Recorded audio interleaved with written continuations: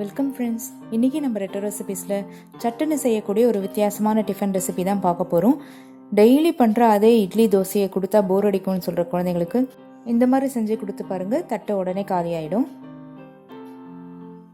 இதை பார்க்குறதுக்கு முன்னாடி நம்ம சேனலை புதுசாக பார்க்குற ஃப்ரெண்ட்ஸ் சப்ஸ்கிரைப் பண்ணிக்கோங்க. கூடவே வர பெல் ஐக்கனையும் கிளிக் பண்ணிவிட்டு அதில் ஆல்ன்ற ஆப்ஷனை செலக்ட் பண்ணிங்கன்னா எல்லா நியூ வீடியோஸும் நோட்டிஃபிகேஷனுக்கு வரும். ஒரு வானொலியில் 1 டேபிள் ஸ்பூன் எண்ணெய் சேர்த்துருக்கேன். அந்த எண்ணெய் காஞ்சதும் 3/4 டீஸ்பூன் கடுகு சேர்த்துருக்கேன். கடுகு வெடிச்சதும் ஒரு 1/4 டீஸ்பூன் சோம்பு சேர்க்குறேன். நீங்கள் பெருஞ்சீரகம் இல்லை அப்படின்னா சாதாரண சீரகம் கூட சேர்த்துக்கலாம்.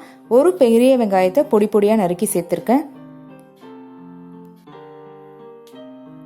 வெங்காயத்தை நல்லா வதக்கிக்கோங்க. ஒரு பழுத்த தக்காளியை பொடியாக நறுக்கி இதில் சேர்க்குறேன். அளவு அதிகமாக எடுத்தீங்கன்னா வெங்காயத்தோட அளவு தக்காளியும் கூட சேர்த்து எடுத்துக்கோங்க. வெங்காயம் தக்காளி வதங்கினதுக்கப்புறம் தேவையான மசாலாலாம் சேர்த்துடலாம். 2 பச்சை மிளகாவை நறுக்கி சேர்த்துருக்கேன். 1/4 டீஸ்பூன் மஞ்சத்தூள், மிளகாய்த்தூள் காரத்துக்கேற்ப, தனியாத்தூள் 1 டீஸ்பூன் சேர்க்குறேன்.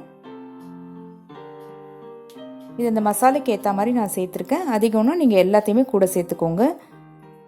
கரம் மசாலா தூள் 1 டீஸ்பூன், கலோஞ்சி சீட்ஸ் 1/2 டீஸ்பூன். பச்சை வாசனை போகிற வரைக்கும் வதக்கி எடுத்துக்கலாம். மினி இட்லியை நான் ஒரு பெரிய கப் அளவுக்கு எடுத்து வச்சுருக்கேன். அதாவது அந்த இட்லி தட்டில் 14 இட்லிஸ் இருக்க இட்லி தட்டில் 2 ஈடு எடுத்து வச்சுருக்கேன்.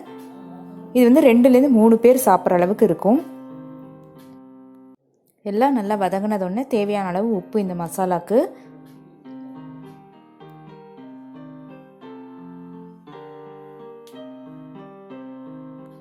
ஒரு 1/4 டம்ளர் தண்ணி சேர்த்துக்கிறேன்.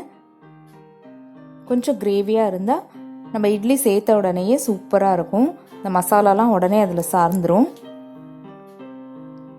இது கொஞ்சம் சூடாகட்டும், அதாவது கொதிக்கிற பக்குவத்துக்கு வரட்டும். இப்போ இட்லி அதில் சேர்த்துட்டு உடனே வதக்கிக்கோங்க நல்லா.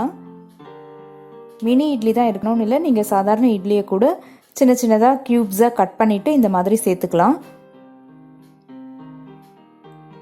அப்போ சூடாக இட்லியை பண்ணாமல் நீங்கள் மார்னிங் பிரேக்ஃபாஸ்ட் போதே இட்லியை சேர்த்து வார்த்து வச்சிட்டிங்கன்னா கட் பண்ணி போடும்போது இன்னும் ஈஸியாக இருக்கும்.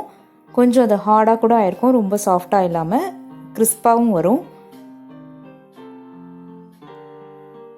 அவ்வளோதாங்க, ஜம்முன்னு மசாலா ஃப்ரை இட்லி ரெடி ஆயாச்சு. இது மேலே நீங்கள் கொத்தமல்லி வேணுன்னா தூவிக்கலாம். சட்டுன்னு செய்யக்கூடிய இந்த மசாலா ஃப்ரை இட்லி உங்களுக்கு பிடிச்சிருந்தா ஒரு லைக் கொடுங்க. நம்ம சேனலையும் சப்ஸ்கிரைப் பண்ணிக்கோங்க. உங்கள் ஃப்ரெண்ட்ஸ் அண்ட் ஃபேமிலிக்கும் மறக்காமல் ஷேர் பண்ணுங்கள். இந்த ரெசிபியை இதே மாதிரியான அளவுகளோடு ட்ரை பண்ணி பார்த்துட்டு உங்களோட ஃபீட்பேக்கை என்னோட ஷேர் பண்ணிக்கோங்க. தேங்க்யூ.